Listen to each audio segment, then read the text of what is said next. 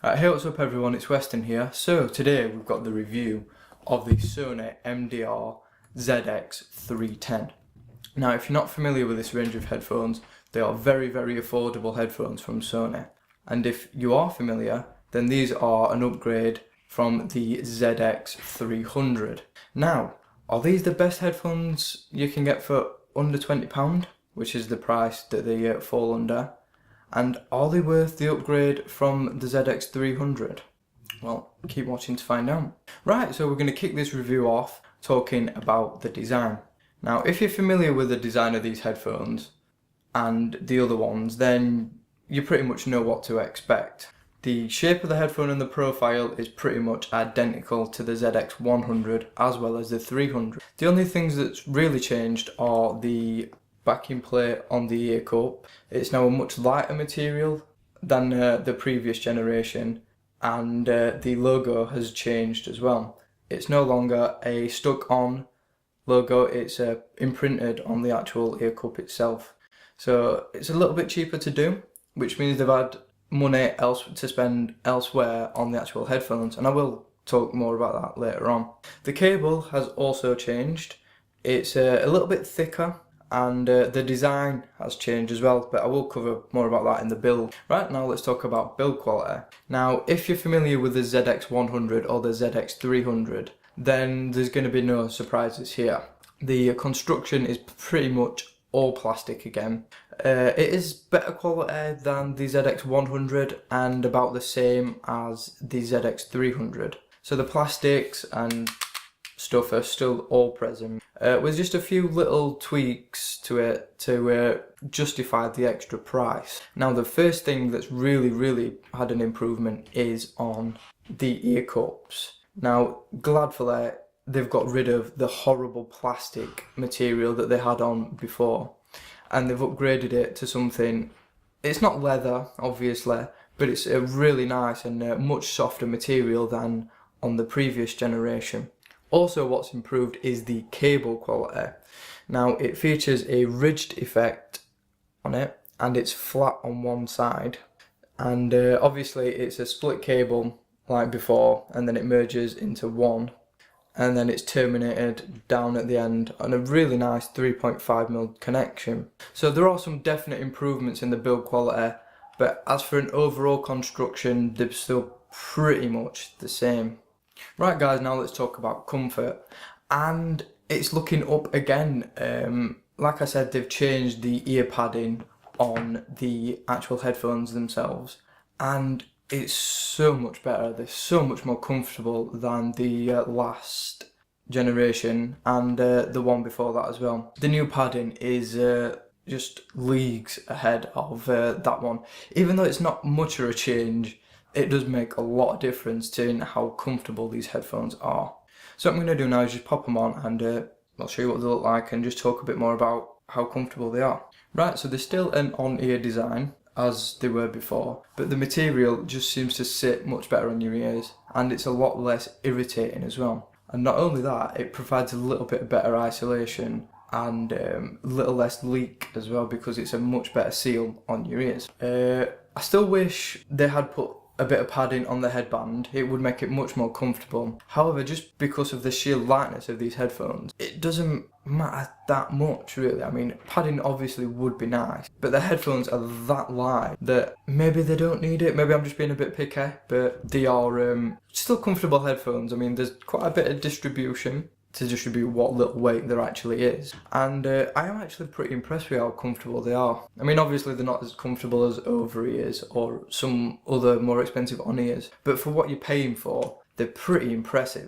Now let's talk about features, and like the ZX300, they're not really the most feature-packed headphone. However, they have got a new trick up their sleeve, and that is a new folding mechanism, which I will display for you now.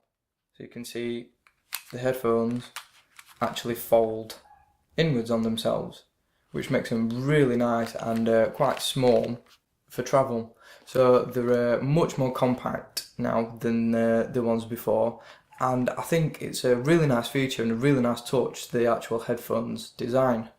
So you can just see sort of how small they are, and it does make a real nice change to have them so portable because there wasn't before.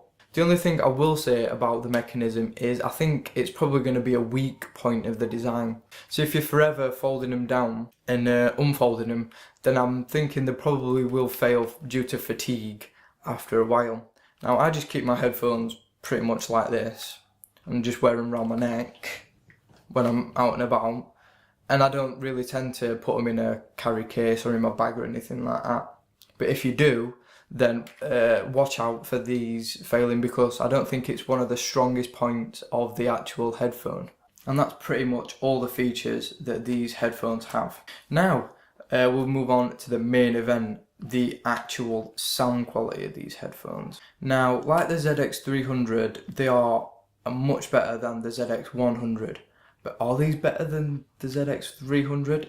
Do they really justify paying that extra for? The bass seems to be a little bit more controlled, and because there's less noise getting in, you're able to hear more of the sound and appreciate it a little bit more than you did on the previous generation one. Like I said, the bass is really nice. It's still fairly deep like on the other one. It's not the most detailed and controlled I've heard, but then again, you're talking under £20, so you're not going to be expecting like super controlled and super detailed bass, because they just can't do everything and still charge as little as they do for these headphones. But from what I've heard and from what I've tested over this past month, they have really impressed in the bass department. The mid-range, again, it's good, it's decent, it's got quite a bit of detail. No colorization or anything, so it's not too bright, it's not dull, it's just sort of in the middle, it's quite neutral, and it's not anything that's going to blow you away and you're going to think, wow, these are absolutely incredible. But for the money, they're really, really impressive. The high frequencies, again, I've noticed this with all of them actually, a little bit sharp.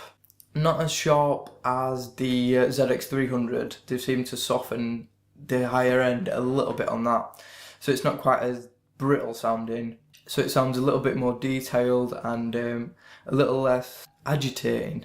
So when you've got really sharp, brittle highs, you're just like, well, why?